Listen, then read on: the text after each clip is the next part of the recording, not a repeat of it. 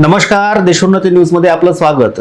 उपमुख्यमंत्री देवेंद्र फडणवीस आज अमरावती दौऱ्यावर असताना विद्यमान खासदार नवनीत राणा यांचे पती आमदार रवी राणा यांनी बेलोरा विमानतळावर देवेंद्र फडणवीस यांचे स्वागत केले। यावेळी आमदार रवी राणा हे देवेंद्र फडणवीसांच्या सलग 2 वेळा पाया पडले।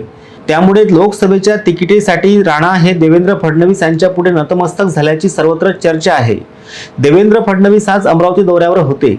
अमरावतीच्या बेलोरा विमानतळावर उपमुख्यमंत्री देवेंद्र फडणवीस यांचे आमदार रवी राणा यांनी पांढरा दुपट्टा गळ्यात टाकून स्वागत केले।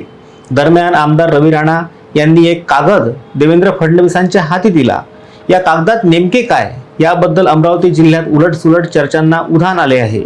मात्र हा कागद मिळाल्यानंतर देवेंद्र फडणवीसांनी खासदार नवनीत राणा यांचे कौतुक केले।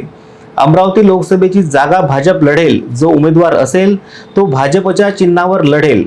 नवनीत राणा 5 वर्षांपासून भाजपसोबत आहेत असे देवेंद्र फडणवीस म्हणाल्यानंतर राणांना भाजपची तिकीट मिळवून देण्यासाठी फडणवीस प्रयत्नशील असल्याची सर्वत्र चर्चा आहे।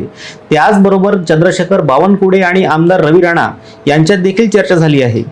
त्यामुळे राणांची तिकीट पक्की होणार का याबद्दल मतदारसंघात चर्चा सुरू झाली आहे। असं आहे की अमरावतीची जी जागा आहे भारतीय जनता पक्षामध्ये जो उमेदवार असेल तो भारतीय जनता पक्षाच्या चिन्हावर लढेल। नवनीत राणा तिथल्या सिटिंग आमदार खासदार आहेत। नवनीत राणा पूर्ण 5 वर्षे भारतीय जनता पक्षासोबत राहिले आहेत। त्यांनी 5ही वर्षे लोकसभेमध्ये अतिशय ताकदीने भाजपची आणि मोदीजींची बाजू मांडलेली आहे। पण शेवटी अंतिम निर्णय आमचं पार्लमेंटरी बोर्ड किंवा आमची इलेक्शन कमिटी ती घेते। त्याबद्दल यापेक्षा अधिक काही सांगू शकतो।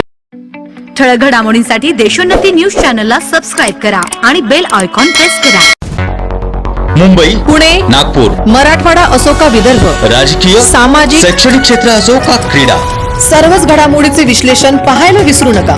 फक्त देशोन्नती न्यूजवर।